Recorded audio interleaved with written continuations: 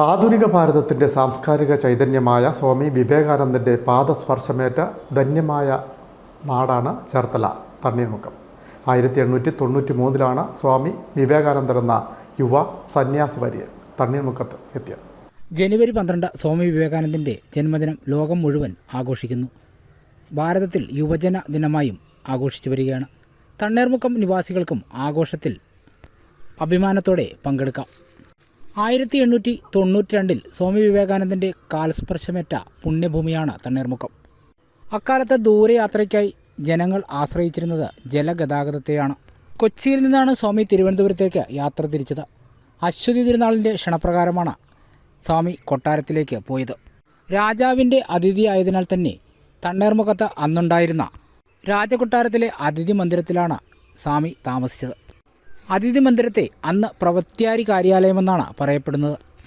അതിഥി മന്ദിരത്തിൻ്റെ അവശിഷ്ടങ്ങൾ കുറച്ചു കാലം വരെ ഇവിടെ ഉണ്ടായിരുന്നതായി പഴമക്കാർ പറയുന്നു. ഇന്നത്തെ പഞ്ചായത്ത് ഓഫീസിന് കിഴക്കുവശം വില്ലേജ് ഓഫീസിനോട് ചേർന്നാണ് ഇതിൻ്റെ അവശിഷ്ടങ്ങൾ ഉണ്ടായിരുന്നത്. തണ്ണീർമുക്കം NSS കരയോഗം പ്രസിഡന്റും കണ്ടംകുളങ്ങര ദേവീക്ഷേത്രം പ്രസിഡന്റുമായ ശശിധരൻ S അറയ്ക്കലിൻ്റെ ഓർമ്മകൾ. സ്വാമി വിവേകാനന്ദൻ്റെ ജന്മദിനമാണ്.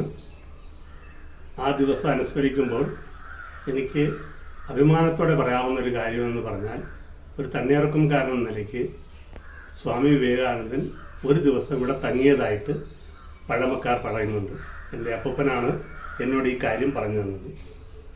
1880 ഒരു ബോട്ട് യാത്രയിലാണ് വിശ്രമിക്കാൻ ആവശ്യമായിട്ട് അദ്ദേഹത്തിൻ്റെ ബോട്ട് ഇവിടെ നിർത്തുകയും ഇവിടെ തണ്ണീർമുക്കം ഇപ്പോൾ ഇരിക്കുന്ന വില്ലേജ് ഓഫീസിനും പഞ്ചായത്ത് ഓഫീസിനും ഒരു കോർണർ ഭാഗത്തായിട്ടൊരു സത്രമുണ്ടായിരുന്നു.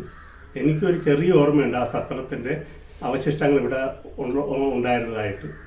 അവിടെ ഒരു ദിവസം വിശ്രമിക്കുകയും പിന്നീട് അദ്ദേഹം യാത്ര തുടങ്ങുന്നതുമായിട്ടാണ് എനിക്ക് അറിയാൻ സാധിച്ചിട്ടുള്ളത്.